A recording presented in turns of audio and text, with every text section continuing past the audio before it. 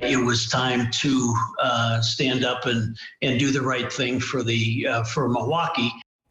George Petak lost his state Senate seat because he voted to use taxpayer money to build a home for the Brewers. But would he do it again?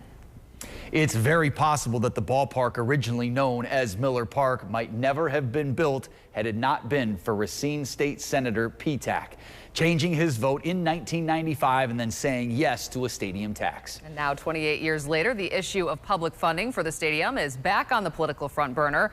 Tonight, only on CBS 58, AJ Bayapur has George Petak's perspective on what happened then and also what's happening now. AJ.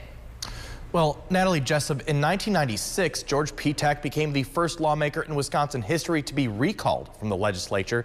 He's now retired in Colorado, watching a new series of arguments over Milwaukee's Major League Stadium. Today, the debate is over how to extend the life of American Family Field. George Petak's vote gave birth to the ballpark, and then it killed his political career. Petak says 27 years later, he has no regrets. I was convinced then, and I'm convinced now that it was the right thing to do at the right time.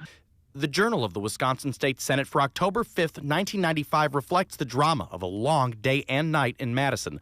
Petak, a Republican representing Racine, actually voted no twice, and the stadium funding bill failed 16-15 both times. Then, at about 5 in the morning, there was a third vote. Petak flipped his vote to a yes, creating the 5-county stadium sales tax. It was time to stand up and do the right thing for Milwaukee, for Southeast Wisconsin, and for the state of Wisconsin. The 1/10 of a cent tax generated $600 million before being sunset in 2020.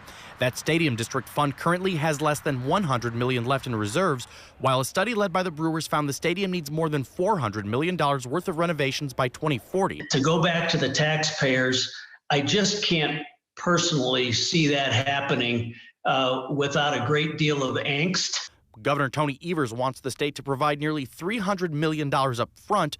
Assembly Speaker Robin Vos wants a smaller state contribution, with Milwaukee and Milwaukee County covering the rest of the cost. For Petak, beyond the end of this lease in 2030, who's responsible for maintaining this park and keeping the Brewers in Wisconsin? Well, at this point, I would say anybody but the taxpayers. This is a whole new ballgame. I think it'll probably be resolved at some point, but it's not going to be easy. Petak says he hopes private businesses and organizations will step up and help pay for stadium upgrades.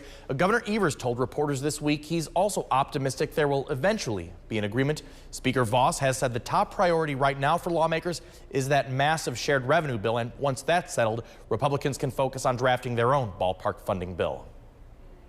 AJ, thank you. Certainly some interesting perspective.